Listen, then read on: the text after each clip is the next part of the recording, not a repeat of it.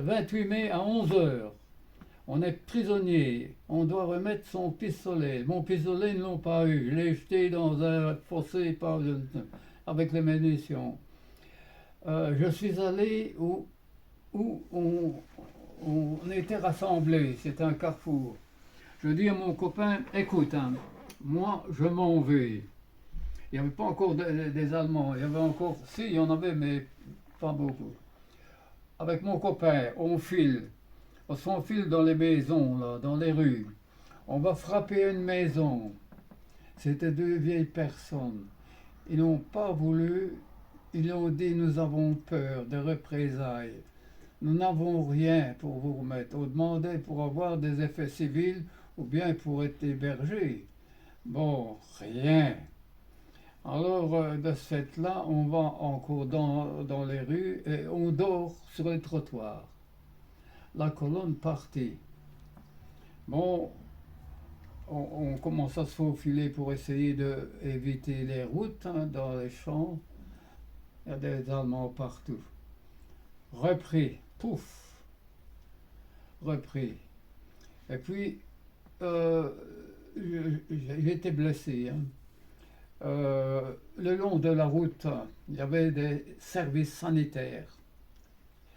Donc je demande à un Allemand, écoute, je ne peux pas me faire remplacer, on m'avait déjà mis un pansement, remplacer mon pansement. Il dit oui, mais il vient avec. Et en me soignant, j'entendais derrière des infirmières qui disaient à des officiers, là, demain, quand vous passerez à une telle place, il y a une boulangerie, vous vous faufilerez, vous sauterez dans la boulangerie. J'avais entendu ça, hein. Alors je dis à mon copain, on va les suivre, hein. On va les suivre, hein. Mais seulement il y en avait, quand on est arrivé à la bouche, mais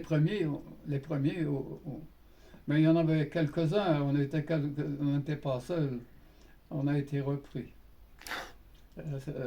Alors, tu sais comment ça a été. Au début, on avait qu'un Allemand sur une colonne, on avait que deux, trois Allemands. Hein? Mais oui. Et puis, au fur et à mesure qu'on avançait, plus on avait d'Allemands. Et arrivé à 100 km de l'endroit, nous sommes atterris en Hollande, à Maastricht, dans un terrain. Nous avons été parqués dans un terrain. Mais alors, arrivé à 100 km, il y avait des Allemands partout. On aurait pu se sauver. Alors là, c'était vers le soir déjà. On a dormi en terre, hein, dans la prairie. Et alors, il y avait quand même de temps en temps des Hollandais qui venaient pour nous donner, Un peu à manger. ouais, quelques Hollandais qui venaient comme ça pour sauver un ou l'autre, quoi. Et le lendemain, on a embarqué dans les wagons à bestiaux. Mais nous étions serrés dans les wagons. Et nous étions 60, peut-être plus, hein. Et tu ne savais pas t'asseoir. Tu te faisais engueuler les autres parce que tu prenais trop de place. Oh mon Dieu, il fallait uriner. Ah ben, tu étais uriné comme ça, là, hein. Et des autres, c'était autre chose. Et on a voyagé comme ça pendant la nuit et une journée, je crois.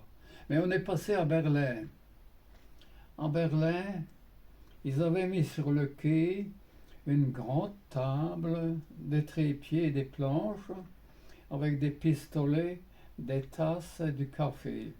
Pistolet au jambon. Et ils avaient fait descendre un wagon ou deux. On était sur le quai, on était tout près. On dit on va voir bon, on va manger.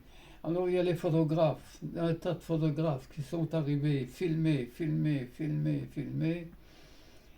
Et quand on a eu filmé, on n'a rien eu. Ils nous ont traqués dans les wagons. Ah oui. Et ça, c'était pour leur propagande. Faire croire qu'on nous donnait à manger. Ah oui, voilà.